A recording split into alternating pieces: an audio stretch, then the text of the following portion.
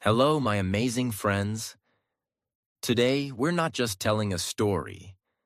We're diving into a real-life war that shook the world, not on the battlefield, but inside a family. This is a story about two brothers, not just any brothers. These two created two of the most powerful sports brands in history. One gave you Adidas, the other gave you Puma. But behind those brands was a family torn apart by ego, pride, betrayal, and silence that lasted a lifetime. In this video, you won't just learn a story. You'll learn about family and business, loyalty and competition, success and regret. And most importantly, you'll practice your English listening while enjoying every second of this journey. Because I'll tell it in simple, clear English, just like a movie. So you can improve your English and learn something powerful about life and business at the same time. This story is not fiction. It's 100% real. And it will change the way you look at family, success, and even your favorite shoes. So grab your earphones, open your heart, and get ready. Because this is the Billion-Dollar Family War. The true story of Adidas versus Puma. Let's begin with Part 1. The Brothers Who Built a Dream. Part 1. The Brothers Who Built a Dream. 1898 to 1924. Let's go back more than 120 years. To a small town in Germany called Herzogenaurach. This was a quiet, peaceful place, surrounded by fields, factories, and families who worked hard to survive. In this small town lived the Dassler family. They weren't rich. They didn't own land or businesses. They were just ordinary people trying to make it through life. But among them were two young boys. One named Adolf, born in 1900, and the other Rudolf, born in 1898. Their friends called Adolf by a short name, Adi, and that little nickname would one day become a part of every shoe store in the world. Adi Dassler was quiet, introverted, and loved working with his hands. He wasn't very interested in school, but he was obsessed with one thing: shoes. He would often take old shoes, open them up, and study the stitching, the sole, the fabric. He wanted to understand how they were made and how to make them better. His older brother, Rudolf Dassler, was the exact opposite. Rudolf was loud, confident, a born salesman. He loved talking to people, making deals, and dreaming big. He didn't care about stitching or laces. He cared about money, branding, and power. So from the beginning, they were different. But together, they were about to build something incredible. After World War I ended, Germany was in economic collapse. Jobs were gone, food was expensive, and hope was fading. But Adi, now in his early 20s, decided to start making shoes in his mother's laundry room. Yes, a laundry room. He didn't have machines. He didn't have money. Just a sewing machine, some leather, and a dream. He would work all day and all night, cutting, sewing, adjusting. By 1924, his brother Rudolf joined him. Together, they started the Gebrüder Dassler Schuhfabrik, which means Dassler Brothers Shoe Factory. They had no money, but they had passion. Adi designed the shoes. Rudolf sold them, and it worked. At that time, athletes were starting to get attention in Europe. Track and field events, Olympic Games, and football were becoming more popular. Adi believed that athletes needed better shoes, lighter, faster, stronger. So he began creating shoes specifically for athletes. And here's where things started changing. In 1928, German athletes wore Dassler shoes at the Olympics. But the real breakthrough came in 1936. Germany, 1936. The entire world was watching the Berlin Olympics. But this wasn't just any Olympic Games. It was controlled by Adolf Hitler, and he wanted to use it to show the world the power of Nazi Germany and Aryan superiority. The stadium was full. The Nazi flags were flying. The German crowd was ready to cheer for their athletes. But something else was about to happen. Something that would shake the entire world, and also shake the Dassler family forever. In the middle of this political chaos arrived Jesse Owens, a young African-American sprinter from the United States. He wasn't welcome in Nazi Germany. Hitler didn't believe a black man could be better than his German athletes. The pressure was massive. But guess what? Adi Dassler saw potential, not politics. He quietly visited Jesse Owens in the Olympic Village. Think about that. A German shoemaker in Nazi Germany, secretly walking into a black American athlete's room to offer him a pair of handmade shoes. At a time when people could be punished for supporting non-Aryans. But Adi believed in performance over politics. He handed Jesse Owens a pair of his best track shoes, made specially with lightweight materials and long metal spikes to give better grip. And Jesse said yes. On the track, Jesse Owens made history. He won 4 gold medals, 100 meters, 200 meters, long jump, and 4 by 100-meter relay. The stadium was silent. Hitler was humiliated. But the world was amazed. And guess what shoes Jesse was wearing? Dassler shoes. This moment turned the Dassler brothers' business from a local German company into an international sensation. After the 1936 Olympics, Dassler shoes became known across Europe and even in America. Orders began pouring in. From just a few dozen shoes a week, they were now receiving thousands of orders from all over the world. By the late 1930s, they were producing over 200,000 pairs of shoes every year. They were no longer a small factory. They were a sports empire in the making. But with success came tension. Even though the business was booming, things inside the Dassler family were starting to fall apart. Rudolf, the older brother, believed he was being pushed aside. He thought Adi was getting all the attention, especially after the Jesse Owens victory. Adi was focused on athletes and innovation. Rudolf was focused on sales and expansion, and both of them started believing that the other was trying to take control. Worse, their wives didn't get along. They lived in the same house, but each family occupied a separate floor. The tension wasn't just in business, it was in their home, every day. They started arguing more, about decisions, about money, about who deserved credit. Even small things became big fights. The Dassler factory, once built on teamwork, was now filled with suspicion. And then came World War II. When World War II began, everything changed. The German economy collapsed again. Factories were taken over by the military. Men were being sent to fight. The Dassler factory was forced to start making military equipment, including army boots and weapons parts, instead of sports shoes. Adi stayed behind to run the factory and try to protect it. Rudolf was drafted into the German army and sent to fight. This made Rudolf furious. He believed Adi used his influence to stay safe at home, while Rudolf risked his life on the battlefield. Letters between them stopped. Trust disappeared completely, and something even darker happened.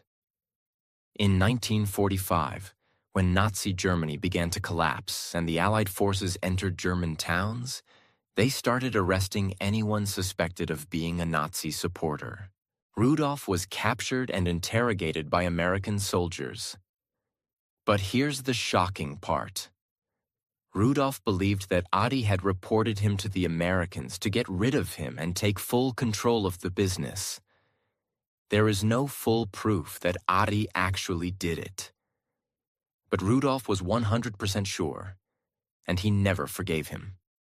He was eventually released, but by then, it was over.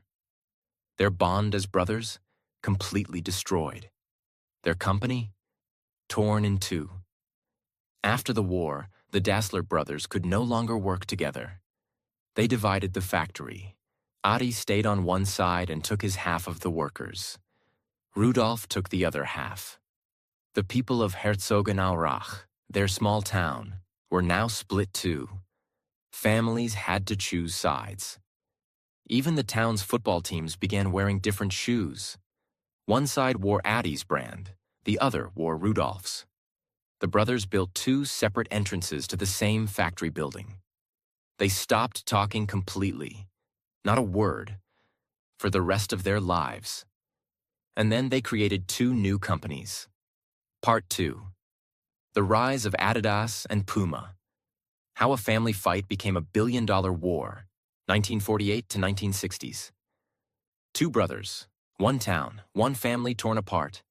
And now, two brands were born from that pain. Adi Dassler created Adidas. Rudolf Dassler created Puma. But this wasn't just about shoes anymore.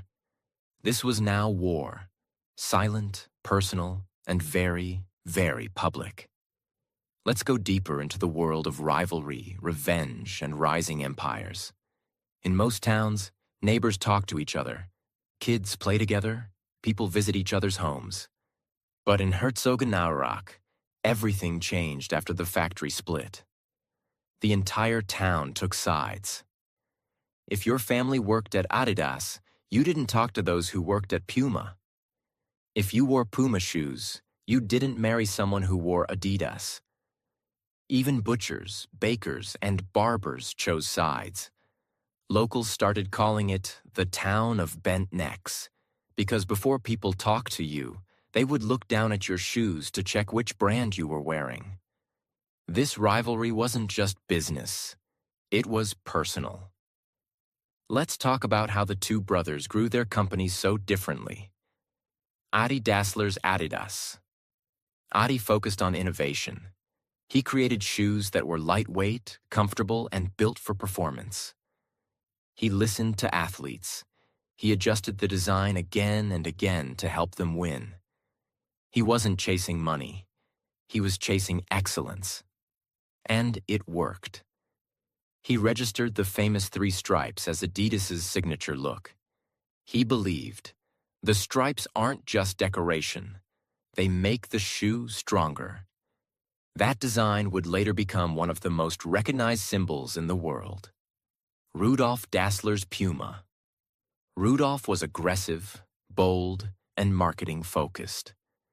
He knew how to make deals, negotiate sponsorships, and push the brand into the spotlight. He believed that speed and strength were Puma's identity, and even chose the name Puma to reflect that. While Adi was in the workshop with shoes, Rudy was in offices, meetings, and sponsorship contracts. They both had different styles, but both were now playing on a global field. In the 1950s, Adidas made a major move that changed everything. Adi Dassler began working directly with Olympic athletes, helping them choose the right shoes, adjusting spikes for sprinters, and even customizing shoes for individual events. His most famous innovation? Removable spikes. This allowed sprinters to change the length of their spikes based on the weather and the track. At the 1952 Helsinki Olympics, Adidas shoes helped athletes win gold medals, and Adidas became the official choice of many national teams. This was a huge blow for Puma. Rudolf realized that Adidas was becoming the official shoe of champions, and he couldn't let that happen. So what did he do? He went after football. Rudolf Dassler knew that football, soccer, was the most popular sport in Europe. So he started sponsoring local football teams with free Puma shoes. He sent brand new Puma boots to clubs in Germany, Italy, France, and even Brazil. And in 1958, Puma did something clever. They gave their football boots to a young Brazilian team that no one had heard of. That team went on to win the World Cup. That team's name? Brazil. And their star player? A teenager named Pelé. Now this is where the story gets even more dramatic. By the 1960s, Pelé had become the most famous footballer in the world. Both Adidas and Puma wanted him badly. But their rivalry had become so toxic, so expensive, that both companies agreed on something shocking. They made a secret Pelé pact. It said, neither Adidas nor Puma will sign Pelé. He is too expensive. This fight must stop. Both brothers agreed to stay away from Pelé, but Rudolf Dassler couldn't resist.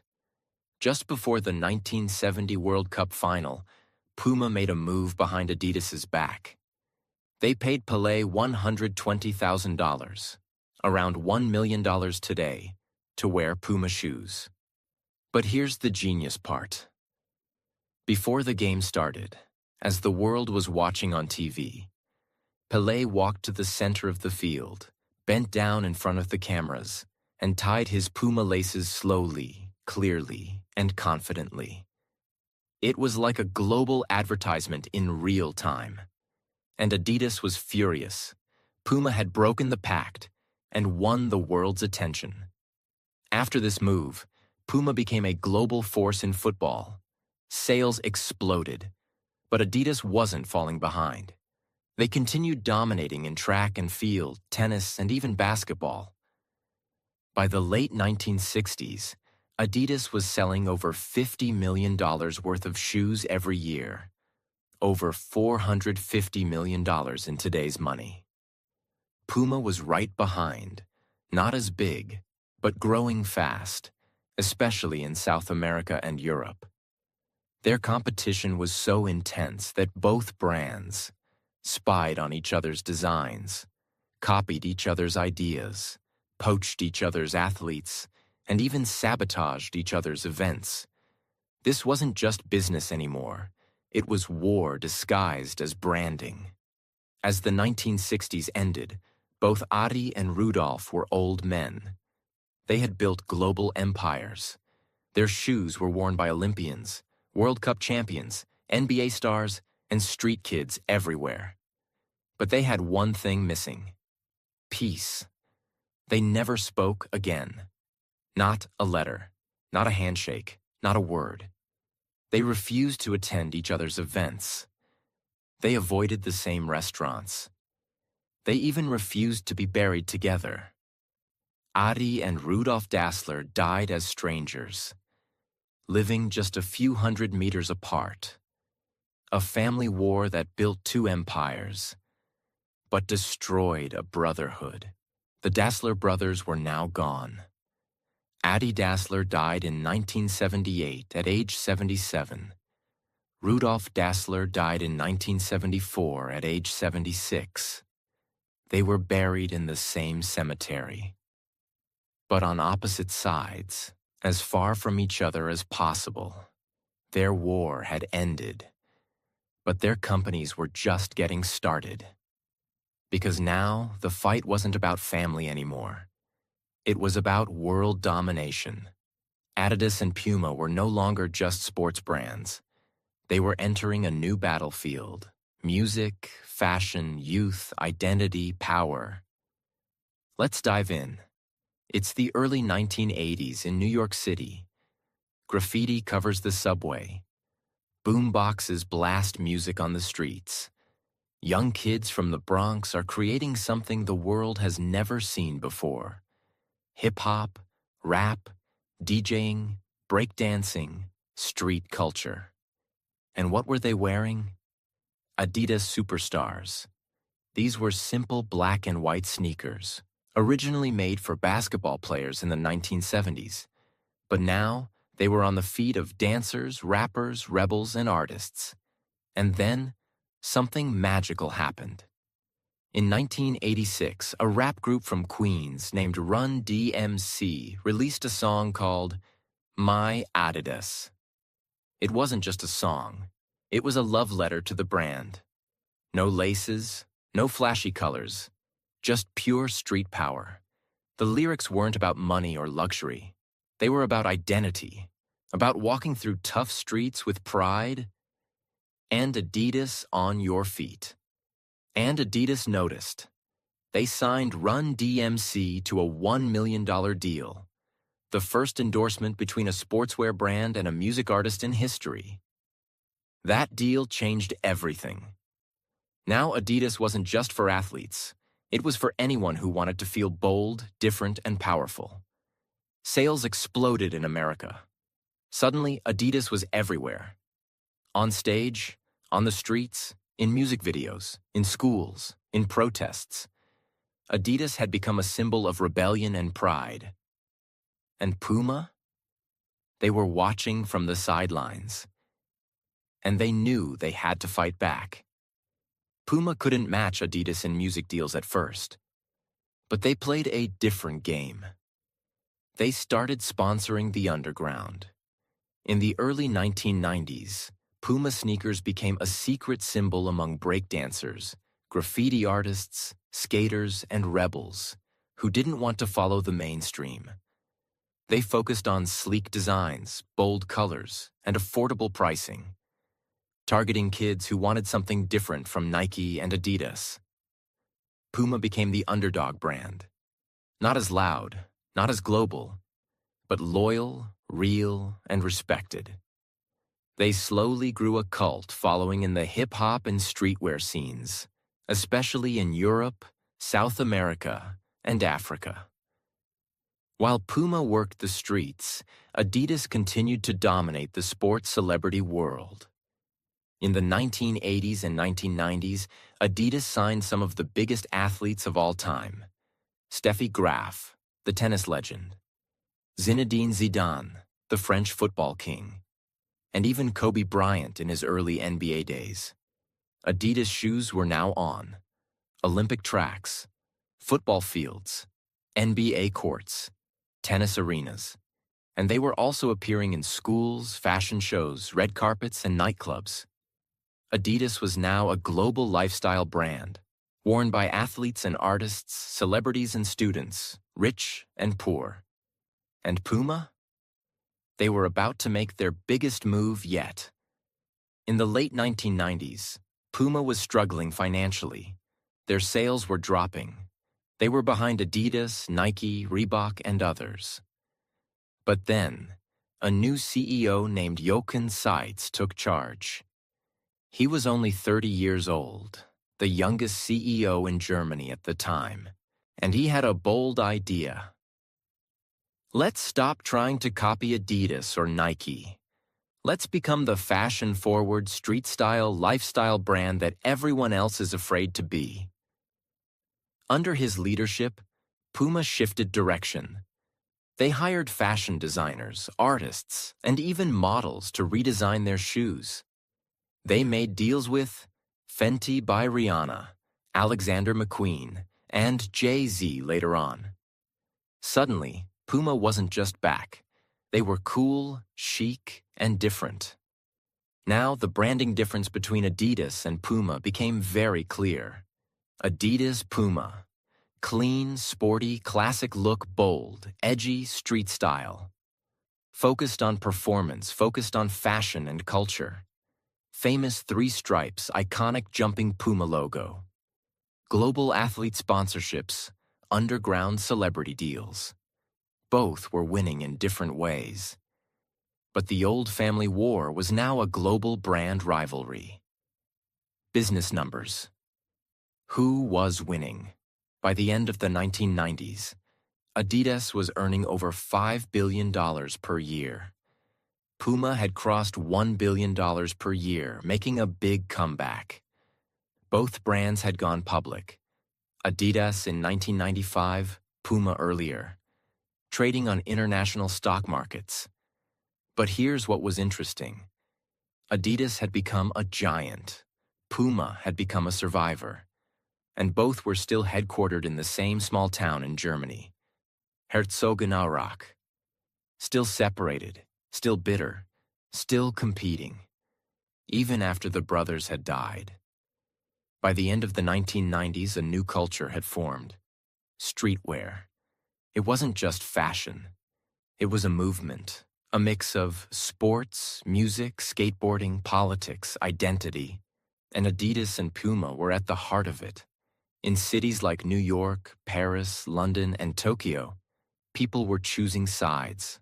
3 stripes or a leaping cat, Adidas or Puma. Not because of family history, but because of what those brands represented. By the year 2000, Adidas and Puma had been at war for nearly 60 years.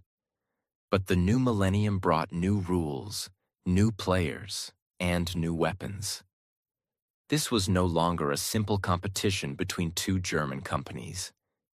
It had become a global battle, against each other, and now also against a new king of the sneaker world, Nike. While Adidas and Puma were fighting each other, Nike had quietly built a giant empire in America. With deals like Michael Jordan and the Air Jordans, Tiger Woods in golf, LeBron James, Serena Williams, and more. Nike had something Adidas and Puma didn't yet have: a lifestyle attached to winning. They weren't just selling shoes. They were selling ambition, attitude, and American coolness. By 2000, Nike's revenue had already crossed $9 billion per year, while Adidas was earning around $5 billion per year. Puma was behind at $1.2 billion per year. So now Adidas and Puma had 2 options: keep fighting each other, or start reinventing themselves for a new generation. They chose both. Let's see how. In the early 2000s, Adidas made huge moves. They acquired Salomon, the ski and outdoor brand. That didn't work well, but it showed they were ready to expand. In 2005, Adidas made a shocking move. They bought Reebok for $3.8 billion. Why? To challenge Nike directly in the United States. Adidas already ruled Europe, but Reebok had a strong presence in American gyms, NBA, and fitness culture. Combining both was a bold step. It made Adidas the second largest sportswear brand in the world, right behind Nike. Now the war wasn't just Adidas versus Puma anymore. It was Adidas versus Puma versus Nike, a 3-headed beast. And Adidas wasn't done. They began signing younger athletes, investing in futuristic design labs, and launching new tech like Boost Foam, soft yet responsive running tech; Prime Knit material, light, breathable, no stitching; My Coach, wearable tech before it was cool. Adidas was now part sports brand, part tech company, part fashion label. But Puma wasn't staying quiet. Puma realized something clever. Nike and Adidas were both fighting for male athletes. So what if Puma focused on women? In 2014, they made a decision that changed their future. They signed Rihanna, not as just a brand ambassador, but as the creative director of Puma Women. Rihanna launched her own line of Puma sneakers, fashion-forward, bold, fearless, and it exploded. The shoes sold out in hours. Social media exploded with photos of girls rocking Fenty X Puma collections. Suddenly, Puma wasn't just the other brand. It was the cool, feminist, celebrity-driven fashion choice. Revenue shot up from $3.1 billion in 2014 to over $4.2 billion by 2016. Puma had officially staged a comeback, using music, fashion, and female empowerment. And Adidas saw it. and responded fast. After dominating sports and Olympic Games, Adidas now turned its full attention to culture. They signed Kanye West in 2013, who left Nike to launch his Yeezy line with Adidas. The Yeezy Boost 350, released in 2015, became an overnight success. People waited in line for days. Shoes sold out in minutes. Resale prices hit $1,500 plus for a single pair. This wasn't just hype, it was strategy. Adidas now had Kanye West, Pharrell Williams, Beyoncé, later with Ivy Park, James Harden, NBA, Paul Pogba, Lionel Messi, and Mo Salah, football. They weren't just sponsoring athletes. They were sponsoring culture shapers, and it worked. By 2015, Adidas's revenue crossed $17 billion per year. Puma was at $4 billion per year, growing steadily, but still behind. Before 2010, shoe companies had to use TV commercials, magazine ads, posters. But now, Instagram, Twitter, YouTube, TikTok. And in this world, speed, storytelling, and relatability became everything. Adidas adapted faster. They launched bold campaigns like Here to Create, Impossible is Nothing, collaborations with top YouTubers and creators. Their visuals were clean. Their message was clear. Their shoes became fashion pieces, not just sportswear. Puma, meanwhile, focused on authenticity, showing behind-the-scenes, raw energy, and influencer deals in street-style communities. They weren't trying to look rich. They were trying to look real. And Gen Z, they noticed. Here's what started becoming obvious in the 2010s. Nike was the king of high performance and motivation. Adidas became the king of tech and culture. Puma became the king of attitude and everyday cool. The three giants were now playing different games with different messages. Brand focus, message, target audience. Nike motivation and winning just do it athletes, achievers. Adidas tech plus culture fusion. Impossible is nothing creators, dreamers. Puma fashion, rebellion, edge forever faster free spirits, trendsetters. Each had carved its own kingdom. But Adidas and Puma, they still carried the same blood. The war between two brothers, now hidden behind hashtags, logos, and product launches. In Herzogenaurach, the town where it all began, the factories still stood. The brands still worked across the street from each other. The two cemeteries still kept Adi and Rudolph apart. But something had changed. In 2009, something powerful happened. The employees of Adidas and Puma came together for the first time in over 60 years to play a friendly football match. No competition, no spying, no branding wars, just a ball, a field, and two companies born from the same house, finally sharing a moment of peace. It wasn't about shoes anymore. It was about healing. Part 3. Legacy, Lessons, and the billion-dollar brands that grew from a family war, 2015 to today. The town of Herzogenaurach is still quiet. The same river flows through it. The same cobblestone streets are walked by new generations. And just across that river still stand two massive global companies, one with 3 stripes and the other with a leaping cat. But what happened after all the fame, the fashion, the billions, and the bloodline? Let's now explore how Adidas and Puma evolved into modern global forces, and what the world can learn from this painful, powerful, and unforgettable story of family, pride, and ambition. After the deaths of Adi and Rudolph, their children and grandchildren did not continue running the companies. That's right. The Dassler family no longer controls Adidas or Puma. Both companies went public. which means they are now controlled by shareholders, CEOs, and global investors, not family members. The businesses outgrew the blood, but their names still remain on records, museum walls, old factories, and of course, in the soul of the brands. Even now, the town of Herzogenaurach still feels that old, invisible tension. Two factories, two headquarters, two histories. But now, the next generation no longer carries hate. They carry business lessons, history, and a silent respect for what once was.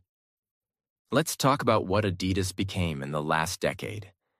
After its bold moves in tech, fashion, and athlete endorsements, Adidas went beyond just sports. It became a statement. Revenue growth. In 2017, Adidas crossed $21 billion in annual revenue. In 2021, it hit nearly $23 billion. And their products are now sold in 190-plus countries. From the streets of Tokyo to the malls of Dubai. They operate 2,000-plus stores globally and employ over 59,000 people worldwide. But it's not just about money. Adidas has taken big steps into sustainability with their Parley Ocean plastic shoes, digital innovation, with sneaker NFTs, apps, and custom design tools, equality and activism, supporting Black Lives Matter, LGBTQ plus athletes, and mental health campaigns. They're not just a shoe company anymore. They're a culture company. Now let's talk about Puma. While Adidas roared loudly, Puma worked quietly, strategically, and relentlessly. And it paid off. Revenue growth. In 2010, Puma's revenue was around $3 billion per year. By 2022, it reached over $8.5 billion per year. Not bad for a company that was almost bankrupt in the 1990s. Today, Puma sells products in 120-plus countries, operates over 830 stores, and employs more than 18,000 people globally. But Puma's secret strength? Authenticity. They focused on collaborations with celebrities like Rihanna, The Weeknd, and Selena Gomez, sponsoring national football teams like Italy, Uruguay, and Switzerland, building strong streetwear lines for young audiences in urban cities. They didn't try to be Nike. They didn't try to copy Adidas. They became their own identity. Puma is now known as the brand for people who don't follow. They lead quietly. This is the question that everyone asks. Who won the war? Was it Adidas, the global giant with athletes, fashion, tech, and massive reach? Or was it Puma, the underdog who never gave up and found its own lane? Let's break it down honestly. Category Adidas Puma. Annual revenue $20 to $23 billion, $8 to $9 billion. Global reach 190-plus countries, 120-plus countries. Employees 59,000 plus 18,000 plus product categories: sports, streetwear, fashion sports, streetwear, fashion. Market position second largest after Nike, top 5 global sportswear. Cultural impact, massive, growing, strong brand identity, performance plus creativity, rebellion plus authenticity. So, the business winner? Adidas. But the real question is, was it worth it? Because even though Adidas became bigger, the family lost everything. 2 brothers became enemies. Their children lost their family business. Their town was divided for 60-plus years, and their names became symbols of pride and pain. So maybe there's no winner. Maybe the only winner was the lesson. This story is not just about shoes. It's about life, about how pride, ego, and silence can destroy everything. Think about it. What if Adi and Rudolph had talked? What if they forgave each other? What if their children grew up together instead of apart? We might have had a Dassler empire even bigger than Nike. We might have seen a brand that stood for family unity. But instead, we saw what happens when people choose ego over empathy. The lesson?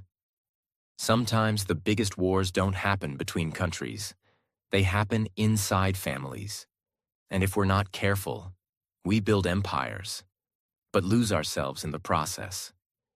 In the cemetery of Herzogenaurach, there are two graves. One belongs to Adolf Adi Dassler. The other belongs to Rudolf Dassler. They are buried on opposite sides, as far apart as possible.